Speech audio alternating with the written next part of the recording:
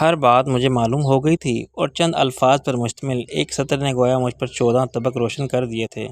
شادو کو blood cancer ہے اور یہ بات نیلم جانتی ہے، لیکن صاف ظاہر تھا کہ نیلم کے علاوہ کوئی بھی اور بھی تھا جو اس شفاق حقیقت سے واقف تھا، اور یہ ثابت کرنے کے لیے کہ اس میں جھوٹ یا مذاق کا کوئی پہلو نہیں ہو سکتا ہے، اس نے ایک گولی کا نام بھی پیش کر دیا تھا۔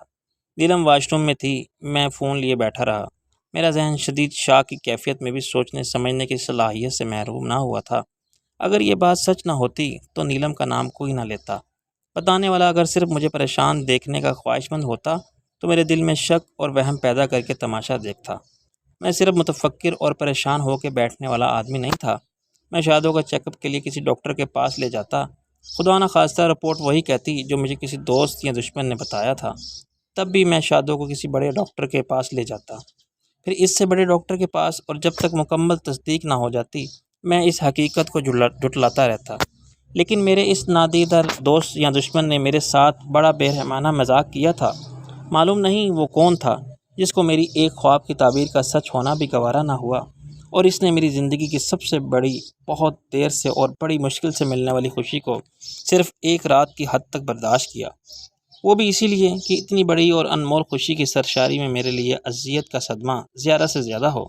اگر یہی بات مجھے شادو کے حصول میں کامیابی سے پہلے معلوم ہو جاتی تو شاید میں تذبذب میں مبتلا ہو جاتا اور شادی کو ملتوی کر دیتا، اور تصدیق ہو جانے کے بعد شادی کا خیال ہی دل سے نکال دیتا۔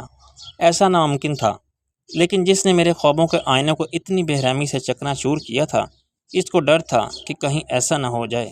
ایسا شخص میرا دشمن ہی ہو سکتا تھا۔ دوست ہوتا تو اس کے ظالمانہ حقیقت سے باخبر ہونے کے باوجود بے خبر ہونے کے جھوٹ کو ترجیح دیتا، انجان بن کے خاموش رہتا کہ یہ بات چھپی نہیں رہ سکتی۔ بالآخر مجھے معلوم ہو جائے گا کہ شادو کے ساتھ میری زندگی کا سفر کتنا محدود اور مختصر ہو گیا ہے، پھر وہ میری خوشی کیوں عادت کرے گی۔ اور وہ بھی شب وصل کی صبح ہوتے ہی میرے ذہن میں ایک سوال کی بازگشت سارے خیالوں پر حاوی تھی۔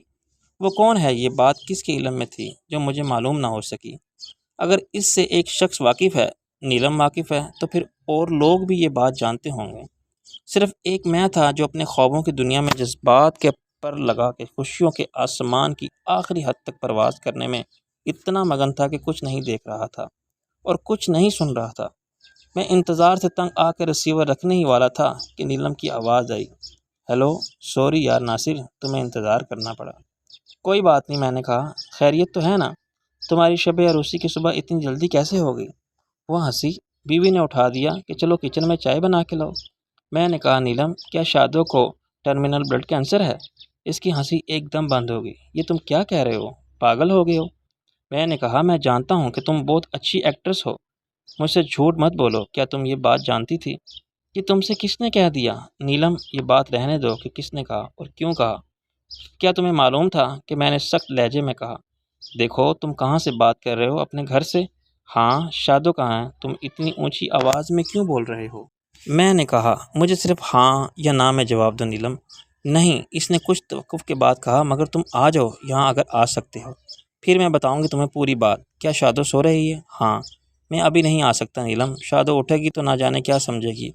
میں نے کہا، میں بہت پریشان ہوں۔ اپنے پریشانی کا ڈھول پیٹنے سے کیا ہوگا ناصر؟ پریشانی کا یہ علاج تو نہیں کہ سارے زمانے کو پریشان کر دو۔ میں پریشان کر رہا ہوں تمہیں؟ بے وقوفی کی بات مت کرو۔ میں شادو کی پریشانی کی بات کر رہی تھی۔ اگر یہ سچ ہو تب بھی کیا یہ تمہارا فرض نہیں بنتا کہ جو قدم اٹھاؤ سوچ سمجھ کے اٹھاؤ؟ یعنی یہ سچ ہو سکتا ہے؟ بھائی مجھے کیا معلوم۔ اچھا، بعد میں بات کریں گے، مجھے جانا ہے۔ نیلم، شادو نے مجھے پھر دھوکہ دیا ہے، میں نے دکھ بھرے شکایتی لہجے میں کہا، لیکن دوسری طرف نیلم نے ریسیور رکھ دیا تھا۔ وہ اس موضوع پر بات کرنے سے گریزاں تھی۔ اس نے جانے کا بہانہ بنا لیا اور مجھے ٹال دیا۔ میں ریسیور رکھ کے پلٹا تو مجھے اپنے پیچھے شادو کو دیکھ کر چونک پڑا۔ میں نے مسکرانے اور نارمل نظر آنے کی ناکام کوشش کی۔ شادو کی آنکھوں میں ملال نہیں، ایک سوال تھا۔ مجھے شادو کے اپنے پیچھے آ کر کھڑے ہونے کا پتہ ہی نہیں چلا تھا۔ یہ ہو سکتا تھا کہ اس نے صرف آخری جملہ سنا ہو، اور یہ بھی ممکن تھا کہ اس نے نیلم سے میری ساری گفتگو سن لی ہو۔ میں نے کہا، مجھے تو عادت ہے جلدی اٹھنے کی، تم کیوں اٹھ گئی ہو؟ اس نے آہستہ سے کہا، کس سے فون پر بات کر رہے تھے صبح صبح؟ نیلم تھی، تمہاری طبیعت کا حال پوچھ رہی تھی۔ میں نے شرارتی لہجہ بنا لیا۔ مجھے کیا ہوا ہے؟ کیا کچھ ہونا ضروری ہے بھائی؟ سب ہی دلہنوں سے ان کے مزاج پوچھے جاتے ہیں صبح۔ جھوٹ مت بولو، تم کیا کہہ رہے تھے اس سے؟ اس پر میری شوق بیانی کا کوئی اثر نہیں ہوا۔ میں نے اس کا ہاتھ پکڑ لیا۔ مجھے کوئی معقول عذر تلاش کرنے کے لیے تھوڑی سی مہلت درکار تھی۔ چلو بتاتا ہوں، یہاں ماسی کے سامنے نہیں کہہ سکتا۔ سونے کے بعد ماسی نے کچن میں خالص دیسی گھی کی مہک اڑانے والے پراٹھے بنانے شروع کر دیے تھے اور ہماری خصوصی صبح کے لیے خاص ناشتے کا انتظام کرتے ہوئے خوش گنگنا رہی تھی۔ میں نے ایک کان پر ہاتھ رکھ کے غور سے سننے کی اداکاری کی۔ پڑوس میں کوئی عورت رو رہی ہے بیچاری۔ وہ ہنسنے لگی۔ تجھے پتہ چلتا ہے رونے گانے کا؟ میں نے کہا اچھا، تم گا رہی تھی؟ کون سا گانا تھا؟ وہی میں کیا کروں رام، مجھے گنجا مل گیا۔ صبر کرو ماسی۔ میں نے حلوے کی کڑاہی والا فقیر لہرایا۔ دھولا میاں زیادہ مت بول ورنہ یہی ماروں گی، لحاظ نہیں کرنا میں نے۔ اس کے سر پر ڈال کے دیکھو گرم حلوہ، شاید بال گھبرا کے نکل آئیں جیسے چونٹیاں نکل آتی ہیں بل سے۔ ماسی نے جوتی کا میزائل چلایا جو مجھے چھوئے بغیر صحن سے گزرا اور منڈیر پر سے گلی میں جا گرا۔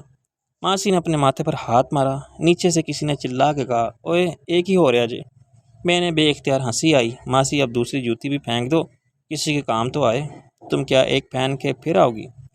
کسی نے تو وہی آ جائے گا اوپر۔ اسی وقت کسی نے دروازے پر دستک دی۔ ماسی نے آواز دبا کے کہا ناصر جا کے دیکھ، بچے نے پھینک دی تھی۔ کس کے بچے نے؟ میں نے معصومیت سے سوال کیا۔ میرے یا تمہارے؟ خواہ مخواہ جھوٹ بولوں۔ میں نے دروازہ کھولا تو ایک شخص مظلوم صورت بنائے کھڑا تھا۔ یہ جوتی کس نے ماری ہے صبح صبح مجھے؟ میں نے جوتی لے لی۔ صبح شام کی بات نہیں، راستہ دیکھ کے چلا کرو۔ کیا اوپر منہ اٹھا کے چلوں؟ وہ چلانے لگا۔ مجھے کیا، سر جھکا کے چلو۔ میں نے کہا کل اخبار میں دیکھا نہیں تھا ایک شخص نے اپنی بیوی کو دوسری منزل سے باہر پھینک دیا تھا۔ مجبوراً ماسی نے میرے پاس آ کے بات ختم کی۔ معاف کرنا بھائی، چھوٹا بچہ شیطان ہے، یہ تو پاگل ہے، اس نے مجھے پیچھے کھینچ لیا۔ لو، میں نے بڑبڑا کے احتجاج کیا۔ چھوٹا شیطان ہے، بڑا پاگل ہے، دو ہی تو ہیں اس گھر میں، ایک میں اور دوسرا رانجھا۔ بالکل غیر متوقع انداز میں مجھے سوچنے کی مہلت مل گئی تھی۔ اچانک ہی ایک مزاحیہ صورتحال پیدا ہو گئی تھی، مگر شادو اس طرح گمسم کھڑی تھی۔ اس نے دروازہ بند کر کے کہا چل پتر، تو بھی جلدی سے آجا، ناشتہ تیار ہے۔ میں نے کہا اس مردے کے کان میں بھی تو اسرائیل پھونکو جا کے، دوپہر ہو گئی ہے، پتہ نہیں کیسا خواب دیکھ رہا ہے کہ جاگنا نہیں چاہتا، اس عمر میں بھی شرم نہیں آتی اسے۔ ماضی نے پھر جوتی اٹھا لی۔ تو نے مار ضرور کھانی ہے، حرامی نہ ہو تو۔ میں شادو سمیت کمرے میں بھاگ گیا۔ وہاں میں نے اسے بیڈ پر بٹھا دیا اور خود اس کے سامنے فرش پر گھٹنوں کے بل بیٹھ گیا۔ یہ کیا ہے آخر شادو جی؟ ناصر، میں نے پھر کیا دھوکہ دیا ہے تمہیں؟ دیکھو اتنی خوبصورت رات کی صبح آنسوؤں سے نہیں ہونی چاہیے۔ کون کہتا ہے ایسی فضول بات؟ میں نے اس کے دونوں ہاتھ پکڑ لیے۔ ابھی تم اور کیا کہہ رہے تھے؟ اس کی آنکھوں میں آنسو آ گئے۔ میں نے ایک جوا کھیلا۔ حد کرتی ہو تم۔ میں کیا کہہ رہا تھا؟ تم نے کیا سنا؟ اور پھر خام خواہ آدھی ادھوری بات کا غلط مطلب نکال کے رونا شروع کر دیا۔ پاگل ہو تم بھی، مجھے ایسا ہی لگا تھا، وہ بولی۔ میں نے سکون کا سانس لیا کہ شادو نے میری ساری گفتگو نہیں سنی تھی۔ شادو جی، معلوم نہیں ہمارے کسی بدحوالہ الو کے پٹھے نے نیلم کو فون کیا تھا، اس نے بہت بکواس کی کہ خیر چھوڑو۔ نہیں، مجھے بتاؤ، تمہیں میری قسم۔ میں نے ایک ٹھنڈی سانس لی۔ اس نے نیلم سے کہا کہ دیکھا کیسا دھوکہ دیا تمہیں تمہارے یار ناصر نے، کتنا بے عزت کیا تمہیں، سب دنیا میں بدنام کر دیا اور تم پر تھوک کے چلا گیا اس فقیر زادی کے پاس۔ دیکھ لینا وہ اسے پھر دھوکہ دے گی۔ شادو کا اڑا ہوا رنگ غصے میں لال ہونے لگا۔ تم سچ کہہ رہے ہو؟ میں نے کہا تمہاری قسم کے بعد جھوٹ بول سکتا ہوں تم خود پوچھ لو نیلم سے، بات کر لو فون پر، اگر مجھ پر اعتبار نہیں ہے۔ وہ اٹھی اور پھر رک گئی۔ تم پر تو اعتبار ہے، لیکن ایسا کمینہ آدمی کون ہو سکتا ہے ناصر؟ ارے اب چھوڑو، نہ جانے کتنے میری اور تمہاری شادی پر حسد اور جلن سے کباب ہوئے ہوں گے۔ کیوں؟ اسے کسی کو کیا تکلیف ہے؟ کس کا نقصان کیا تم نے؟ وہ خفگی سے بولی۔ دیکھا جائے تو نہ جانے کتنے ہوں گے ایسے جو سمجھتے ہوں گے کہ بڑا نقصان کر دیا میں نے ان کا، جو آس لگائے بیٹھے ہوں گے اتنی خوبصورت سنہری چیزیں ہمارے جال میں پھنس جائیں۔ میں نے کہا۔ وہ اپنے ہونٹ کاٹتی رہی۔ جسے چاہے لے جائے میری سب دولت۔ میں نے کہا کیا پتہ شادو جی، کوئی دل جلا عاشق ہو نیلم کا، اس سے موقع مل گیا نیلم کو ذلیل کرنے کا۔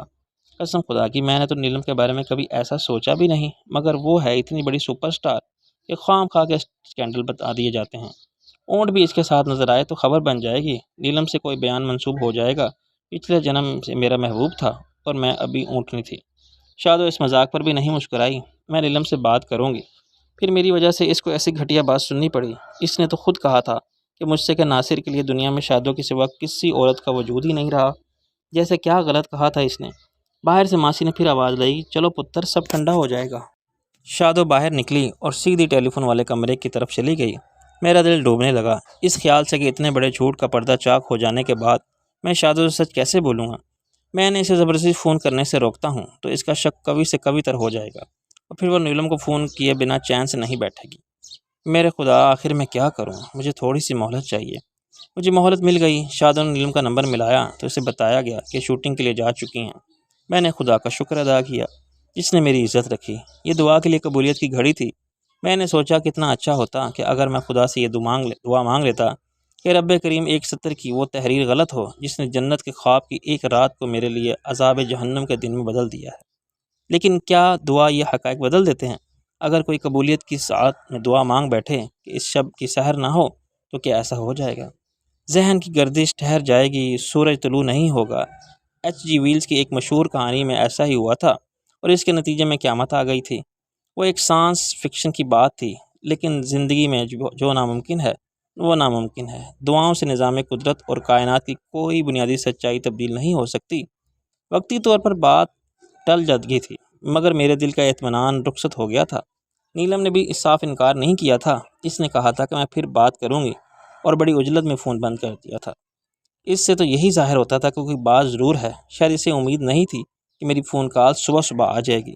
ابھی اس نے سوچا نہیں تھا کہ مجھ سے کیا کہے۔ اب اسے مہلت مل گئی تھی۔ وہ سوچ کے کوئی جھوٹ بنا لے گی جس کی ترویج میرے لیے ممکن نہ رہے۔ ماسی ہیر نے مجھے دوبارہ ٹوکا مگر میرا دھیان کہیں اور تھا۔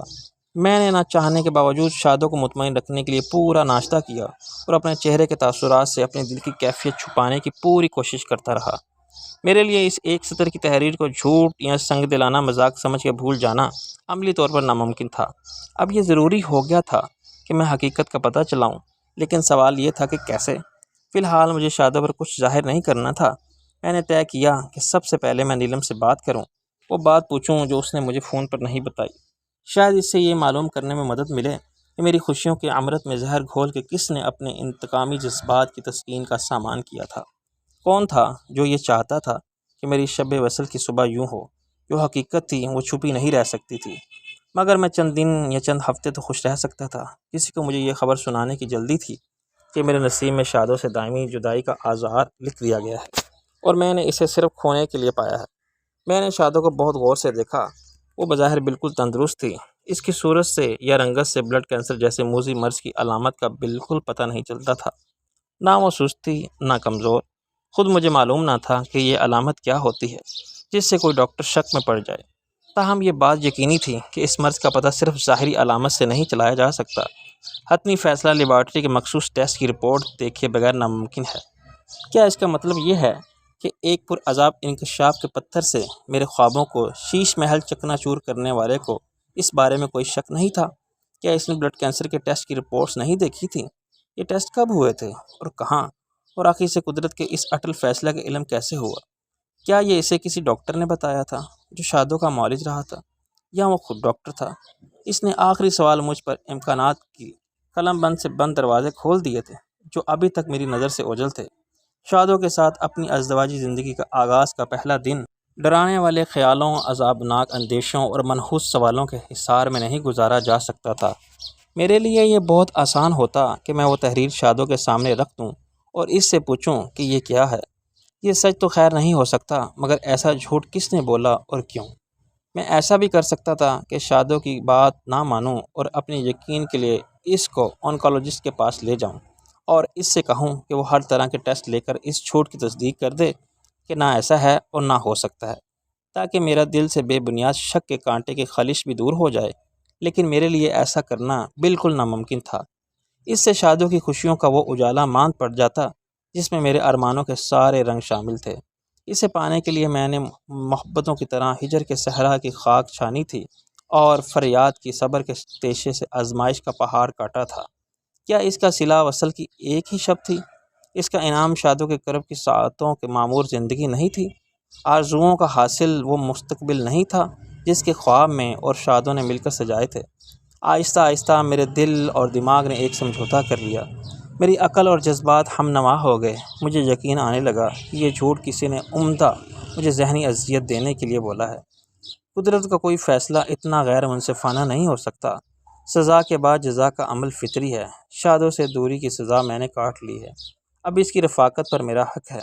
اب میرے سامنے جواب طلب صرف ایک ہی سوال رہ گیا تھا کہ مجھ سے ایسا ظالمانہ جھوٹ بولنے والا کون ہے؟ اور مایوسی کے اندھیرے میں بھٹکتے ہوئے بالآخر مجھے وہ روشنی نظر آ گئی تھی، جس میں مجھے امکانات کی ایک واضح راستہ نظر آنے لگا۔ تاہم یہ ضروری نہیں تھا کہ میں فوراً اسی راستے پر چل پڑوں۔ جھوٹ بالآخر جھوٹ بولنے والے کا پتہ دے گا، بالکل اسی طرح جیسے لہو خود قاتل کا سراغ دیتا ہے۔ ناشتے کے دوران میں اور اس کے بعد بھی میری اداکاری ناکام رہی۔ شادو اور ماسی ہیر نے بار بار مجھ سے پوچھا کہ میں کس خیال میں گم ہوں، اور میں نے ہر بار انہیں ہنس کے ٹال دیا، مگر ناشتے کے بعد شادو نے مجھے اکیلے میں پکڑ لیا۔ بات کیا ہے ناصر، صبح سے تم پریشان ہو؟ میں نے کہا پریشانی تو لازمی ہے، اب میں اکیلا نہیں، بال بچوں والا ہوں، ساری فکریں لاحق ہو گئی ہیں، اولاد کی، ان کے مستقبل کی۔ تم نے جھوٹ نہ بولنے کی قسم کھائی تھی۔ ہاں، بہت بڑی قسم تھی، پیٹ تو اسی سے بھر گیا تھا، اوپر سے ماسی بضد تھی حلوہ پوری کھلانے پر۔ ناصر نہیں بتانا چاہتے مجھے تو بھی نہیں پوچھتی۔ اس کا چہرہ اتر گیا۔ میں نے اسے اپنے قریب کرنے کی کوشش کی۔ جانے من اس نے خود کو چھڑا لیا۔ کچھ شرم کرو، ابھی ماسی آ جائے گی، پھر کیا ہوگا؟ میں کون سا گناہ کا کام کر رہا ہوں؟ ویسے یہ وہم کیوں ہو گیا ہے تمہیں کہ میں پریشان ہوں؟ اتنی دیر سے خاموش ہو تم، بتاتے کچھ نہیں، مسلسل مجھے گھورتے رہے۔ ناشتے کے دوران وہ روٹھے ہوئے لہجے میں بولی، تمہیں تو میں بے خودی میں دیکھتا رہا، دراصل ابھی تک مجھے یقین نہ آیا کہ تم میری ہو گئی ہو ہمیشہ کے لیے۔ اس کے لبوں پر خفیف سی مسکراہٹ آ گئی۔ سوچتے کیا رہے؟ میں نے کہا سوچنے کے لیے بہت سی باتیں ہیں، حالانکہ آج تو اس کی زندگی کا پہلا دن ہے، ابھی سے کل کی کیا فکر، مگر میں ہوں ذرا دور اندیش۔ مسٹر دور اندیش، ایسی کون سی فکر لاحق ہے کل کی، مجھے تو پتہ چلے۔ آخر میں تمہاری وہی نصف بہتر یا تم نصف بدتر سمجھتے ہو؟ دیکھو شادو، جب میں گزرتے ہوئے کل کو دیکھتا ہوں تو مجھے آج کے دن کا اعتبار کرنا مشکل ہو جاتا ہے۔ بقول فلمی شاعر، یہ کہاں آگے ہم یوں ہی ساتھ چلتے چلتے، وقت جو گزر گیا ہو سو گزر گیا۔ میں نے کہا ہاں، مگر آنے والے وقت میں ابھی تک میرا کردار کچھ واضح نہیں، میں بڑے تذبذب میں ہوں۔ تذبذب کیسا؟ میں نے کہا دیکھو، ازدواجی زندگی میں تو ہم واقعی ایک گاڑی کے دو پہیے ہیں، مگر اس سے الگ بھی ہماری ایک زندگی ہوگی جس سے ہمارا کردار اور ہماری حیثیت ایک جیسی نہیں۔ میں سمجھی نہیں۔ میں نے کہا میں تو وہی ناصر ہوں جس کے پاس اپنا کچھ بھی نہیں۔ فضول باتیں مت کرو۔ نہیں، یہ حقیقت ہے، میں ایک میٹرک پاس نوجوان ہوں جس کے سامنے ابھی تک کوئی واضح مستقبل نہیں۔ وہ ہنسنے لگی، اور تم اس کے لیے فکر مند ہو؟ میں بتاتی ہوں تمہیں کہ تمہارا مستقبل کیا ہے۔ کیسے؟ میرا ہاتھ دیکھ کر۔ کیوں نہیں، ادھر لاؤ ہاتھ۔ اس نے میرا ہاتھ پکڑ لیا اور اپنی نازک سی انگلی میری ہتھیلی پر پھیرنے لگی۔ دیکھو، یہ ہے دماغ کی لکیر، جو خراب ہو گیا تھا ایک لڑکی کے عشق میں، اور ابھی تک خراب ہی ہے۔ میں نے کہا اس عشق نے مجھے فقیر کیا، پھر محبتوں اور سودائی کیا، اور آخر کار ایک شوہر بنا دیا۔ دماغ کی خرابی تو ثابت ہے۔ غلط، تمہاری دماغی صلاحیتیں قابل رشک ہیں۔ وہ بولی، اپنی ذہانت اور مستقل مزاجی سے تم ایک دن وزیر اعظم بن جاؤ گے۔ چل چھوڑو میرا ہاتھ، پاگل۔ میں نے کہا۔ اس نے میرا ہاتھ زیادہ مضبوطی سے پکڑ لیا۔ ہاتھ چھوڑنے کے لیے نہیں پکڑا میں، ناصر، بتا تو دیا تھا کہ اب موت ہی جدا کرے گی ہمیں۔ یہ تم موت کا ذکر کیوں کرتی ہو بار بار؟ میں نے چڑ کے کہا۔ وہ ہنسنے لگی۔ کیوں ڈرتے ہو موت سے؟ فکر مت کرو، میں پہلے ہی مروں گی۔ میرے دل کے اندر کانٹے کی خلش ایک ٹیس بن گئی۔ یہ تم میری قسمت کا حال بتا رہی ہو؟ اپنا ہاتھ دکھاؤ۔ اس نے معمولی سی مزاحمت کی، مگر اس کا ہاتھ پکڑ کے ہتھیلی اپنے سامنے کر لی۔ یہ دیکھو، اتنی پامسٹری مجھے بھی آتی ہے، یہ زندگی کی لکیر ہے۔ اس نے اپنا ہاتھ چھڑانے کی کوشش کی۔ میں تو مذاق کر رہی تھی، یہ سب فضول باتیں ہیں۔ میں نے کہا تمہاری زندگی کی لکیر تو بہت چھوٹی ہے۔ پھر کیا ہوا؟ اس نے پھیکی بے جان ہنسی کے ساتھ کہا۔ میں نے اپنی ہتھیلی اس کے سامنے پھیلا دی۔ تمہارے مقابلے میں اتنی زندگی کیسے ہو سکتی ہے میری؟ کیوں نہیں ہو سکتی؟ وہ نروس ہونے لگی۔ میں جیوں گا ہی نہیں تمہارے بغیر، حالانکہ میری زندگی کی لکیر تو پوری ہتھیلی پار کر گئی ہے۔ یہ بہت لمبی عمر کی نشانی ہے۔ میں نے کہا ابھی تم کہہ رہی تھی کہ یہ فضول باتیں ہیں۔ اچھا ٹھہرو، میں تمہارے ہاتھ پر زندگی کی لکیر کو یہاں تک لاتا ہوں، انچ برابر۔ اس کی مسکراہٹ کا پھور ہو گئی۔ تم کیسے لاؤ گے؟ میں نے میز پر رکھی ہوئی پھلوں کی ٹوکری سے چاقو اٹھایا۔ تم دیکھو۔ معلوم نہیں اس وقت مجھے کیا ہو گیا تھا، وہ کون سا خیال کا جذبہ تھا جس نے مجھے عقل و ہوش سے اس حد تک بیگانہ کر دیا تھا کہ میں نے چاقو کی نوک سے شادو کی ہتھیلی پر لکیر کو کھرچ کے آگے تک بڑھانا شروع کر دیا۔